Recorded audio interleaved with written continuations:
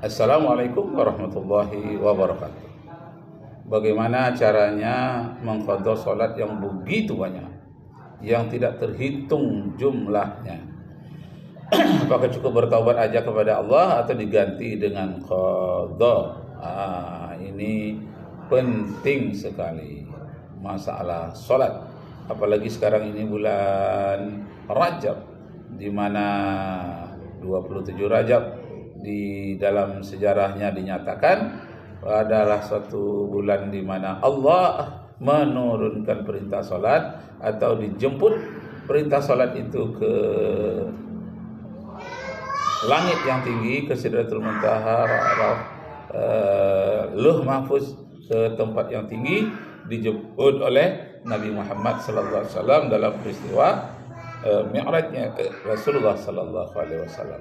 Nah, kita pun sholat 5 waktu. Allahu Akbar.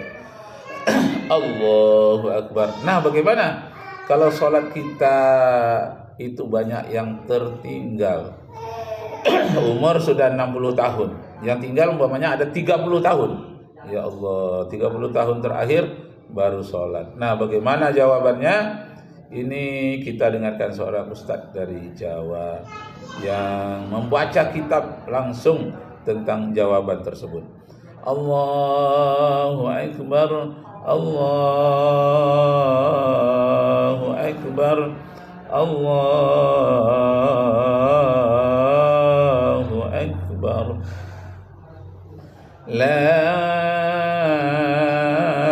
ilaha illallah, Allahu Akbar, Allahu Akbar, walillahil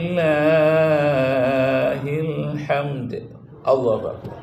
Yatayaqqana bara'ata zimmatihi, maka bagi orang tersebut tetap wajib untuk mengqadha sholatnya hatta yatayaqqana bara'ata zimmatihi, sampai ia yakin bebas dari tanggungan sholat tersebut. Masya Allah. Jadi yang menjadi madar atau tolak ukur atau barometer menurut Syafi'iyah dan kemudian Hanabilah, bahwa ketika la yadri adadaha, dia tidak tahu berapa hitungan sholat yang ia tinggalkan, maka dia tetap wajib qadha, sehingga ada keyakinan bahwa sholat yang tertinggal ia sudah melaksanakan atau memenuhi. Hatta yatayaqqana bara'ata zimmatihi. Ini menurut dari kalangan Syafi'iyah dan kemudian Hanabilah. Dan kemudian selanjutnya redaksi waqala al-malikiyatu wal hanafiyatu. Ini prinsip dari Malikiyah dan kemudian Hanafiyah. Berkata Imam Malik dan Imam Hanafi, ala dhannihi bara'atu zimmatihi.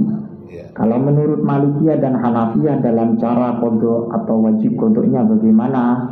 Sedangkan sholat yang ia tinggalkan tidak diketahui berapa hitungannya, maka dia cukup menggunakan dzon qawi, praduga yang kuat bahwa dia mengqadha, dan memang tanggungannya sholat yang ia tinggalkan dengan praduga yang kuat sudah terselesaikan.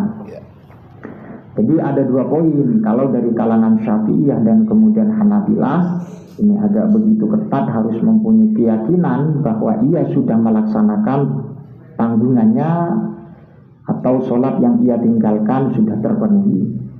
Tapi kalau dari kalangan Malikiyah dan kemudian Hanabilah, maka cukup dengan praduga yang kuat bahwa ia sudah menuntaskan sholat yang ia pernah tinggalkan dengan cara qadha. Nah, Bapak Ibu serta saudara-saudara sekalian, masalah sholat ini memang penting sekali, termasuk maksudnya terutama orang-orang yang menjadi imam. Ada imam yang salah dalam membaca ayat, itu dibenarkan makmum menegur atau membenarkan, meluruskan ayat yang dibacanya. Dan ada pula imam yang lupa hitungan rakaat. Nah, pada satu kejadian ini di daerah Kampar, Riau, ada seorang remaja yang pernah juga mengajar belajar agama tetapi di sekolah umum, tidak di pesantren. Ketika dia pulang ke kampungnya, orang sholat Jumat, kebetulan waktu itu hari raya, yang khatibnya berhari raya ke tempat lain. Imamnya juga berhari raya ke tempat lain, yang sebenarnya tidak jauh dari kampungnya juga. Kesimpulannya pada hari Jumat itu tidak ada khatib yang tetap dan tidak ada imam tetap. Akibatnya orang saling pandang-pandangan. Orang mau azan dicari khatibnya, pandang-pandangan semua, tidak ada yang bersedia berdiri menjadi khatib. Menjadi imam ada, tapi untuk menjadi khatib tidak ada. Lalu pemuda tadi yang duduk di barisan belakang, dia berkatakan, tidak ada satupun. Dia lihat-lihat berkali-kali, tidak ada yang menunjukkan tangan siapa bersedia menggantikan khatib yang tidak datang pada hari itu. Adalah seorang pemuda yang jiwanya agak sombong sedikit. Masa jadi khatib aja nggak bisa? Biar saya. Dalam bahasa kampungnya, Den, biarlah Den, biarlah saya saja. Den aja naang, Den sajalah, wahai kalian semua. Lalu dia berdiri, pergi menjadi khatib. Lalu dia baca, sudah azan, lalu dia berdiri, dia baca, Alhamdulillahi Rabbil Alamin, Ar-Rahmanir Rahim, Maliki Yaumiddin, Iyyaka na'budu wa iyyaka nasta'in, Ihdinas siratal mustaqim, Siratal ladzina an'amta 'alaihim, Ghairil maghdubi 'alaihim waladdallin. Amin, kata jemaahnya sama-sama. Sudah itu, saya baca apa tadi nih? Apa nanti baca katanya? Apa yang baru saya baca ini? Lalu tak dapat dia meneruskan. Matanya berkedip-kedip, mandang kiri kanan, tidak bisa dia meneruskan. Apalagi alhamdulillahnya surah Al-Fatihah yang dibacanya. Itulah kejadian yang pertama yang berkaitan dengan sholat Jumat, terutama khutbah. Dia baca alhamdulillah sampai waladdallin, amin. Nah, saya tidak melihat langsung kejadian itu, cuma kawan yang dapat dipercaya, guru dia. Guru inilah yang bercerita di kampungnya bahwa pernah terjadi seperti itu 10 tahun yang lalu katanya. Dia bercerita itu tahun 1999. Kalau sebelumnya tentu tahun 89. Nah, itu kejadian pertama. Kejadian kedua, ada juga khatib dan imam tidak ada hari Jumat. Nah, ada lagi yang tidak bisa menjadi imam, tidak bisa menjadi khatib juga pada hari raya Idul Fitri. Nah, jadi waktu itu tidak ada yang mau jadi imam, dia maju, biar Den katanya, biar saya yang menjadi imam. Lalu dia menjadi imam lah sholat Jumat. Tetapi pada waktu itu dia ragu, sudah 2 rakaat atau masih 1 rakaat. Saking groginya, badannya menggigil. Kenapa? Karena jarang sekali dia di tempat itu menjadi imam. Nah, apakah di tempat dia pernah jadi imam? Pernah. Tapi ayat yang dibacanya lain. Nah, ketika dibacanya ayat, dipilihnya yang terbagus, tapi dia ragu bilangan rakaat. Nah, karena dia ragu, ya waktu orang sujud semuanya, dia bangkit dari sujud, memandang ke belakang. Nampak oleh dia makmum itu sujud semuanya. Di saat makmumnya sedang sujud, waktu itulah dia kesempatan melarikan diri dari pintu darurat sebelah kiri.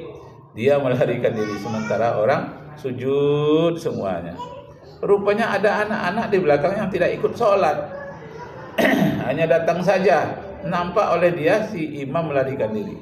Apa katanya? Hui, imam melarikan diri. Nah, waktu itulah baru jamaah terbangun dari sujudnya. Imam sudah tidak ada lagi di depan, gara-gara lupa bilangan rakaatnya sudah berapa, atau masih 1 rakaat atau 2. Karena itu dia melarikan diri. Bismillahirrahmanirrahim. Nah, Bapak Ibu, saudara-saudara sekalian, itu kejadiannya yang berkaitan dengan sholat. Nah, kembali kita kepada persoalan qada sholat dari sholat 5 waktu, sholatul maktubah. Kemudian poin yang ketiga, dari 4 mazhab ini tetap mewajibkan qada sholat di udhrin an bi ghairi udhrin, baik dengan disengaja ataupun tidak disengaja. Jadi seperti itu konsepnya. Ini permintaan netizen. Jadi kalau ada seseorang yang menyatakan bahwa untuk qada sholat yang selain lupa itu tidak ada dalilnya, itu mah kelewatannya. Kelewatan. Apalagi ini ulamanya, ini ulama salaf, ini bukan ulama khulaf. Dari kalangan Syafi'iyah, Hanabilah, Malikiyah, Hanafiyah yang tetap mengikuti kepada Al-Imam Syafi'i, Maliki, Ahmad bin Hanbal, dan kemudian Abu Hanifah atau Hanafi. Jadi seperti itu. Kalau dikatakan tidak ada dalilnya, wah ini satu pemahaman yang butuh kita luruskan ya, agar tidak termakan oleh teks redaksi hadis yang secara lahiriah. Hadis-hadis yang secara lahiriah. Jadi Bapak Ibu serta saudara sekalian, bagaimana niatnya? Kalau sehari-hari usolli fardhu subhi raka'ataini adaan lillahi ta'ala, sengaja aku sholat subuh 2 rakaat tunai karena Allah. Nah, kalau tidak tunai, kalau sudah tunai itu ada yang tidak tunai. Yang tidak tunai itu namanya qada. Jadi usolli fardhu subhi raka'ataini qada'an lillahi ta'ala, sengaja aku sholat subuh qada karena Allah. Jadi ada yang adaan tunai pada waktu itu, kalau yang tidak pada waktu itu qada'an lillahi ta'ala. Allahu akbar, Allahu akbar.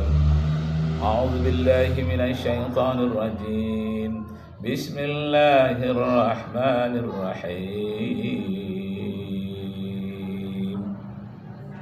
Lau anzalna hadzal qur'ana ala jabalin la ra'aitahu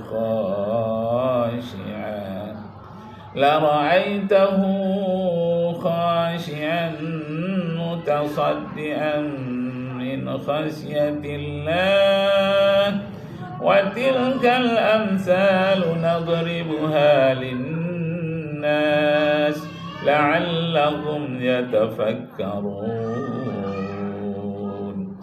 huwallahu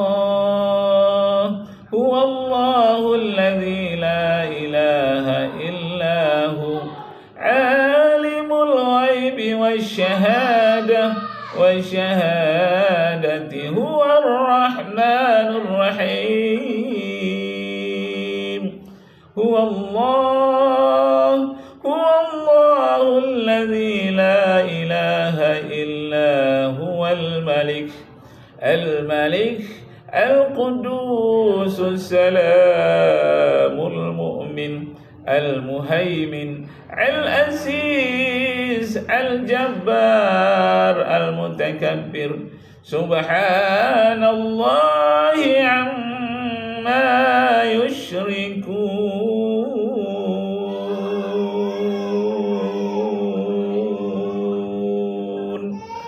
Sadaqallahul azim.